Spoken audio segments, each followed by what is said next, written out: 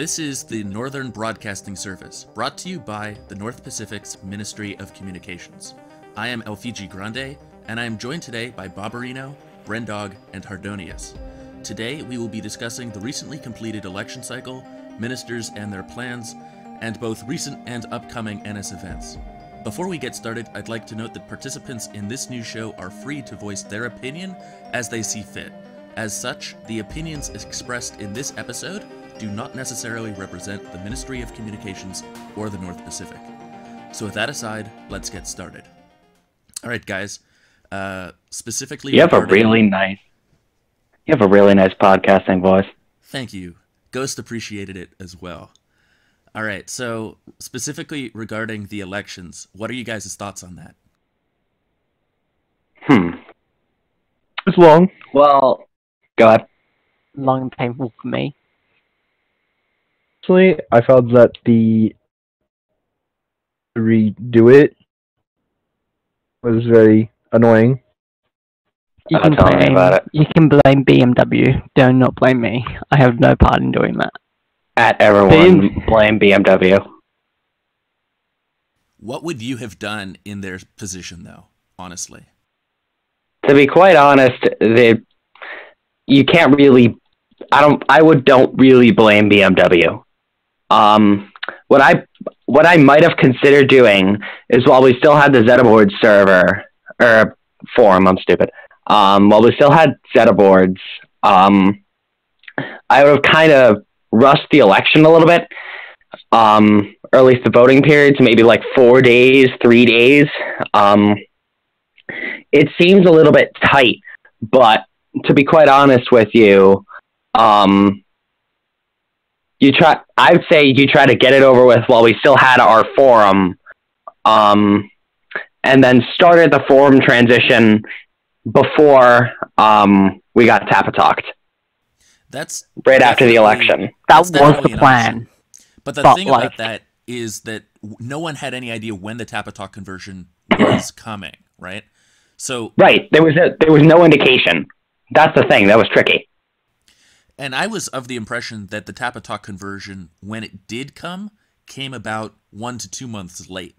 So I was actually surprised that it came as late as it did. I thought it was going to come a lot earlier than it did. That surprised me.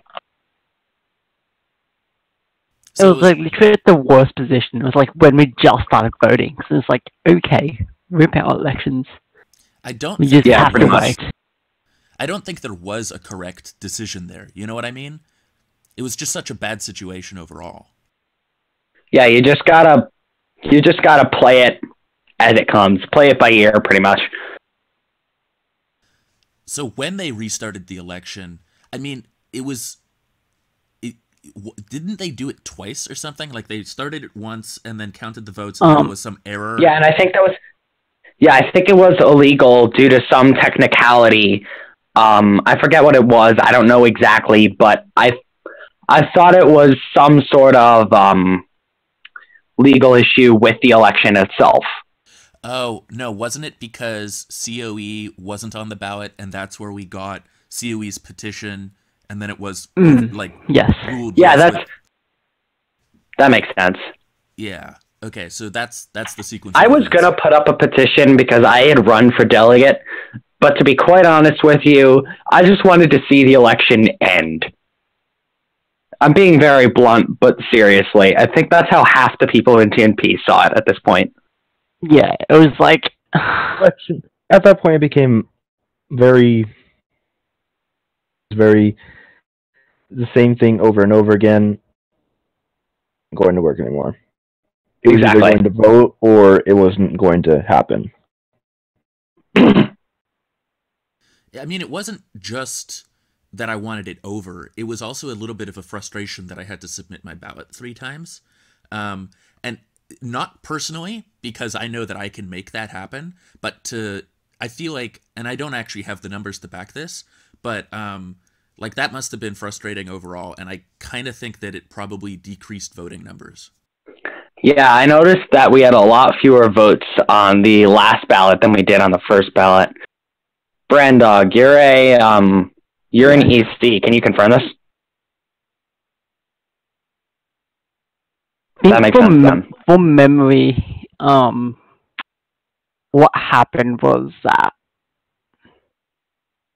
I feel like if we didn't restart the election, we would definitely have more votes. Just because we use the same spreadsheet, so I remember that like by the time like we got the second round going, it was like we filled up like the first like because I just like copied and pasted the stuff into the same thing, and it's like okay, we still got spots remaining, and it's like it's gonna be lower turnout. What I thought was one possibility that we could have done, and I don't know if this is based in any legal foundations, but instead of restarting the entire election, I kind of feel that the election commissioners could have just restarted the race for the Attorney General.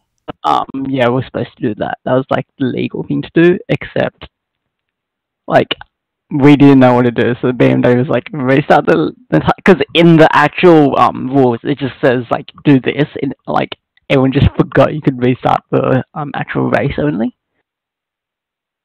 Yeah, if you look at the EC rules, it goes restart the election, do this, do that, or do that. It was like never specifies restart a specific race if the petition comes along. That was our issue there.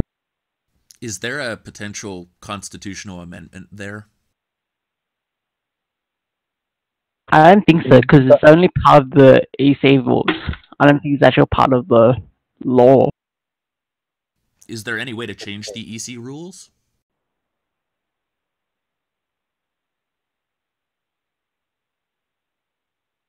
You know, to accommodate that change? Basically say, you know, in the case that this happens, hopefully never again, but if it does, then follow this procedure? I'm pretty sure we, as a election commission, have to do it internally. Yeah, I think that's the thing. Okay. So specifically, so after the election commission made the decision, we all re-voted, and then after a few days, the voting period ended. Were there any surprises in the voting? Like, did anyone think that Sawale wasn't going to win? Based on recent, go ahead.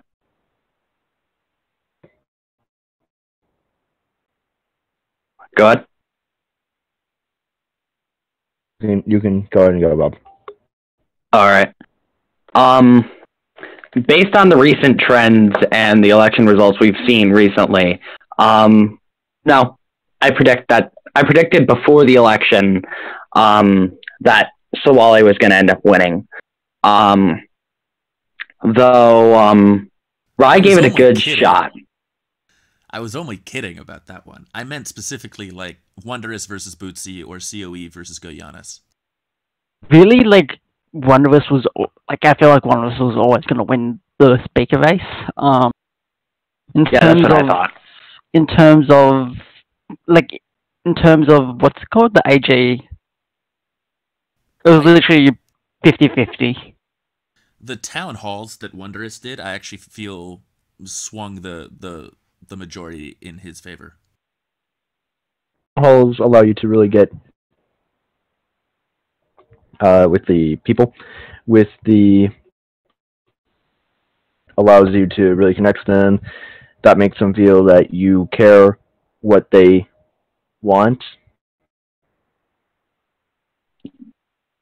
Yeah, that's what the... Go first. Go ahead. I was going to say, in terms of the AG1, it was Goy in the lead before like the last day, and then you know what happened. That took a very swift turn. That was honestly unexpected. And I really... It was just like it was obviously the backhand, like getting people to vote a certain way by PMs. Happens every election, but like... Do you really think that's what swung it? By COE? It did, like legit. Goy was gonna win. Like, if the last day didn't happen, Goy was going to win. So, I feel like halfway through the election, it might have been, or maybe in the later half, Pridania then put in his request for review the election commissioners to sort of reconsider the ruling, right, for COE to join the race. And then subsequently, I believe there was some call for, what is his standing in the matter? Do you think that Pridania does have standing in the matter? And if so, what do you think should be the ruling in that regard?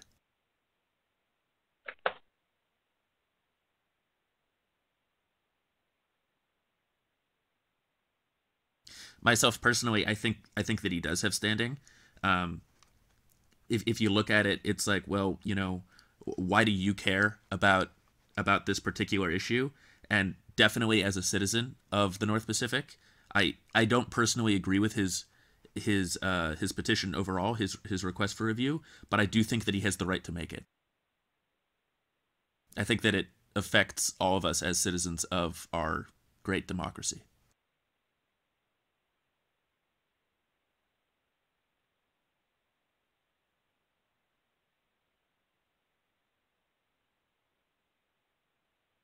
If no one else has any comments about that, I guess we can move on.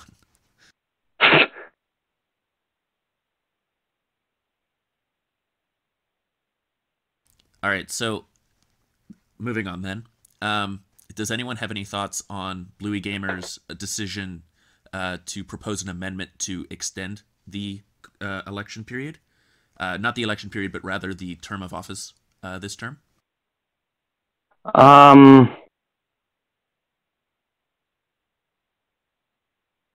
To be honest, there hasn't really been much change from last term in terms of the names and the faces of who's in charge, the ministers, and all that kind of stuff.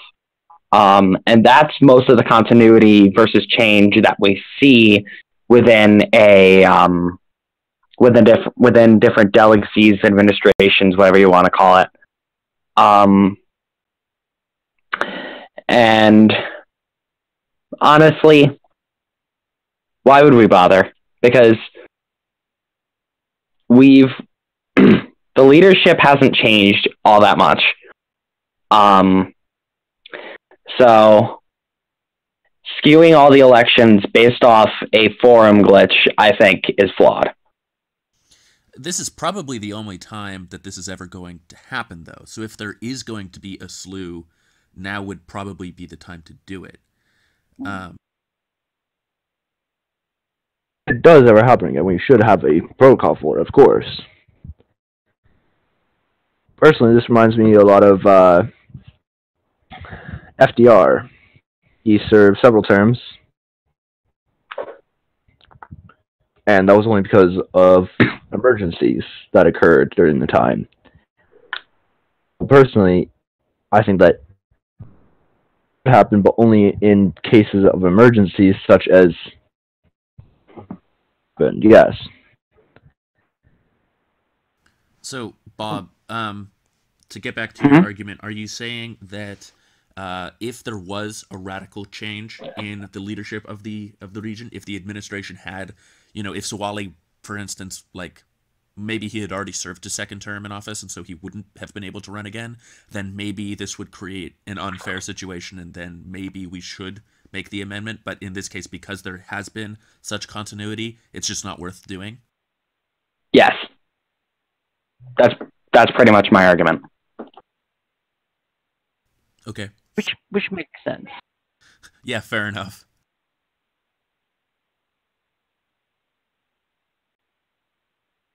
All right, so then following the election, when Sawale appointed his new ministers... Congratulations, by the way. Thank you very much. Is anyone surprised by that?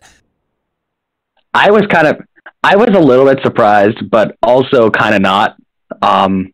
Personally, no offense to you, but I actually thought Dinoium was going to get Minister of Communications. He'd been pulling for it for a while, and he did a good job as deputy minister.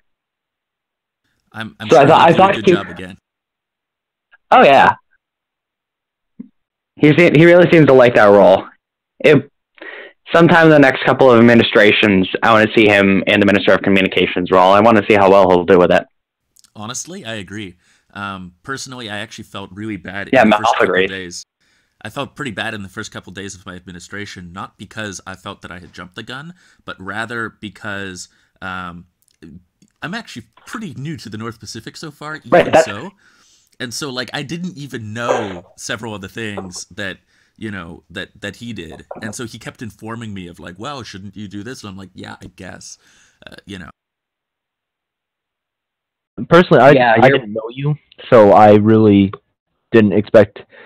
Again, as previously said, I would have thought Denoian would have gotten it, but really good term for you so far. Thank you. Is there any surprises in, like...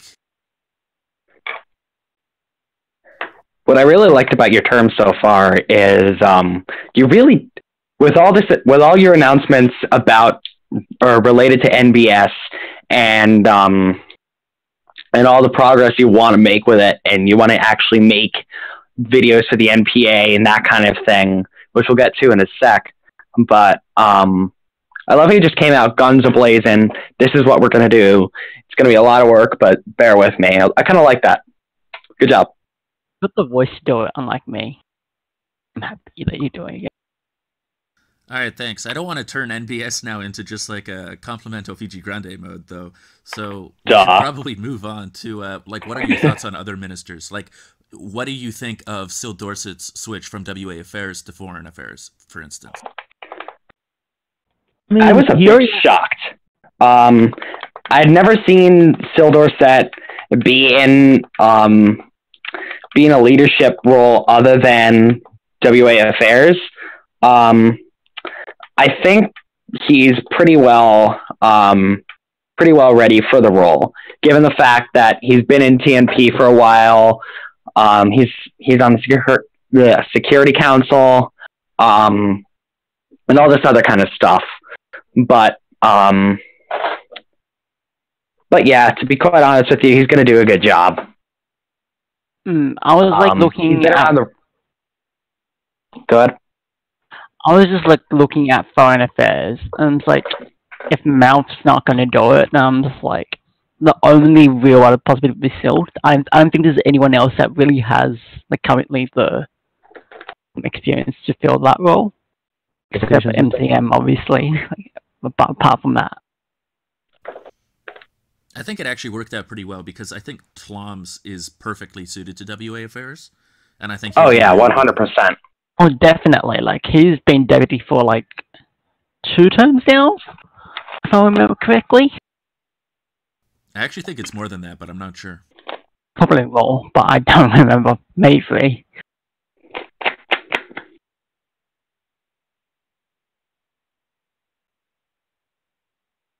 Okay, so I think that covers it for ministers.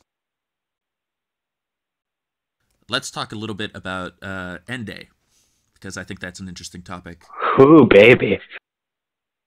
So, specifically about the Uppercut Alliance, I know I've had talks with various officials about this. Basically, like, why did we choose to go with feeder regions, specifically the Pacifics, and then, like, are there any consequences that we're going to face because of that? Not necessarily. No, the only thing what we will do is just get targeted next year if we do a bunch of shit. We always get targeted because we're the largest. That's going to always happen. We'll get targeted more because we won this year. Right. That was one of the factors that really played into Augustan Alliance just getting completely destroyed in the nature that they did. I was really surprised by how well they did at first, their initial targeting of us.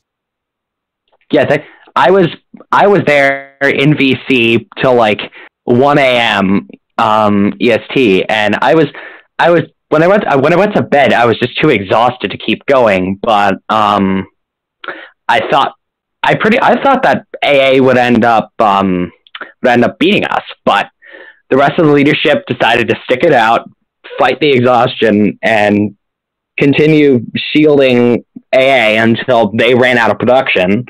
And then we launched a huge counterattack, which basically just knocked them off the map. So what I found was really interesting was I looked at AA's roles, and like a quarter of the nations there that were in AA were all puppets of Vincent Drake. And to all of you who are in R&D circles, talking specifically Malf QD, you're gonna know who he is.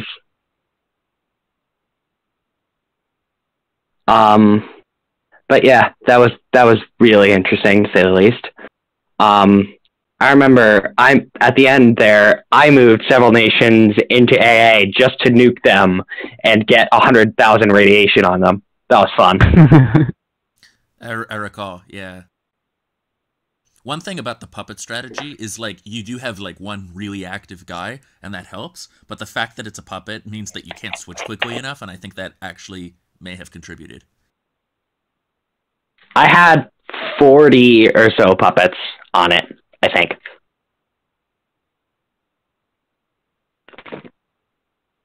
Yeah, I was just dying with 5 already. Like, I had 40 puppets, 2 or 3 of which I ended up moving to AA just to nuke them. I was also really surprised by our victory, actually, because, like, that evening when I was going to go to sleep, I was just beat as well.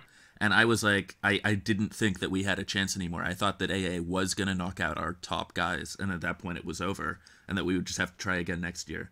So I'm actually really happy with how it turned out. Yeah, definitely. I'm also surprised in the nature of which we won. I remember I joined voice chat like right at the end of the day, right as I got home at like 4:30. Everybody's just at everyone in the server, get in VC and sing Amazing Grace. As we launched our final nukes at whoever our target was, I forget. That's beautiful. Yeah, well, it seriously was. I love the banner that we created after the defeat of AA with the nuclear background. Yeah. Oh god. So in future years, do you think that we should continue to ally with the Pacifics, because I think that will make us win? Or is it more interesting to ally with other people? Other regions? I prefer the tradition of... Feederite unity.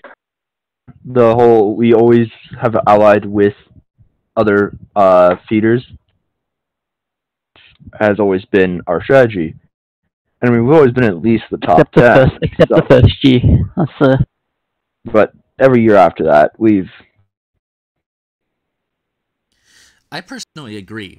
Do you think it actually aids, and from an FA perspective, do you think it aids... MadJack is trying to join. MadJack, yeah, you can probably join, but you just got to give yourself an NBS mask. Here it does. I already do. Hello. I'm sorry for being late. Yeah, you're in. Come on. So what I was about to ask was, do you think, from an FA perspective, that our alliance with the Pacifics is meaningful in any way? Yes. I'm sorry, go ahead. 100%. Yeah, definitely. I don't know exactly how active the rest of our allies are, but traditionally TMP has pursued alliances with the other feeders to an extent where even if Europia has been our closest ally in recent years, the feeders will always be our most natural partners, regardless of political bent and who's in charge of who. It's just always something that's going to be happen just because of the shared name and the shared identity. We will always have more in common with TSP than we will with LKE, with Bowder, with anybody else we could potentially partner with. It's just something that's ingrained within the feeder community, basically. So if it's so obvious that we will continue to have more in common with feeders, does it hurt us if we wanted to, in future years, ally with others? I think it depends on if you want to win or not. Yeah, I actually think from an internal perspective that, yeah, it's very motivating to win in N-Day. Oh, definitely. It's more fun singing Amazing Grace in voice chat with 180,000 points behind you rather than negative 180,000 in the case of AA. Absolutely. 100% agree. I love you, Vinny, but you tried. You tried. Yeah, so how are we going to make sure that the same happens for Z-Day? Because with Z-Day, there's no, like, clear winning, because we're such a huge region that there's no way that we're going to end up with, 100% survival rate. So, like, are we trying to beat last year? But even so, then, like, each year, Z-Day just gets harder and harder, is my understanding. So, like, what's our goal? What are we aiming for?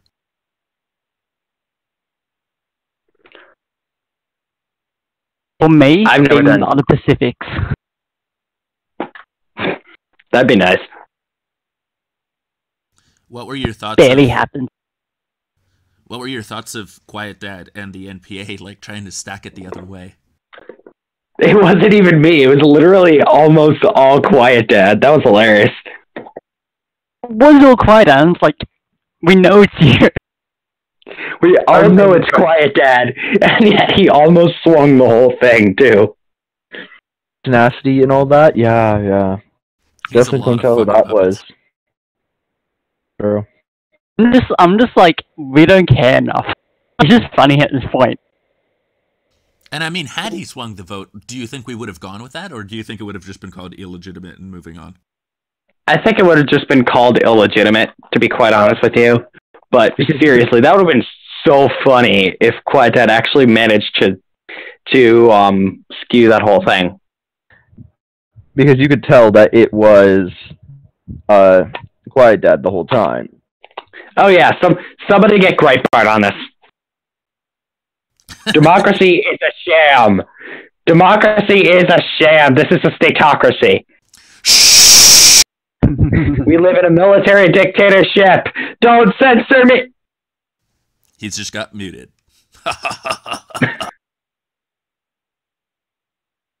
All right.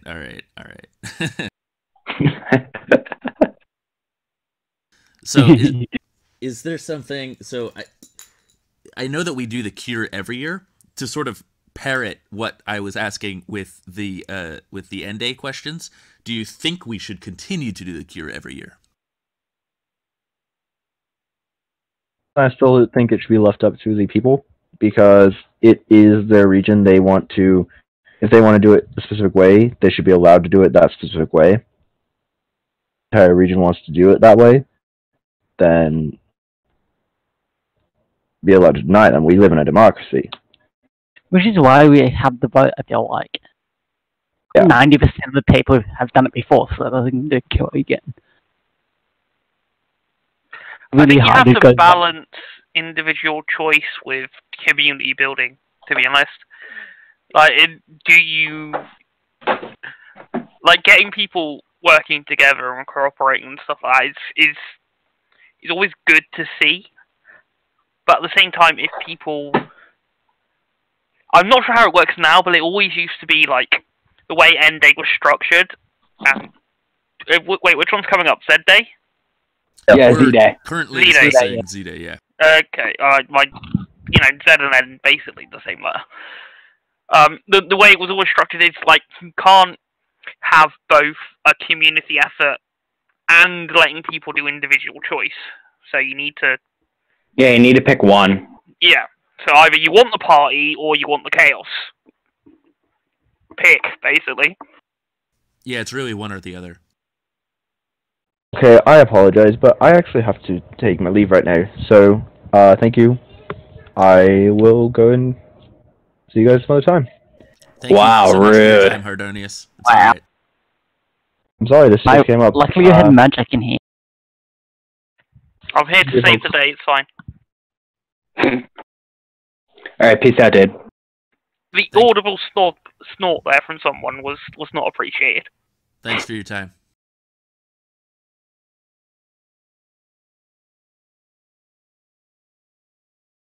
Alright, well, it's actually pretty close to the end of our topics list. We've discussed what we came to discuss. However, I did want to end with a final note on the behalf of Bob and others, and that is that we're working currently pretty hard on future NBS topics. They're going to be posted to the same YouTube channel, and I'm going to make those known.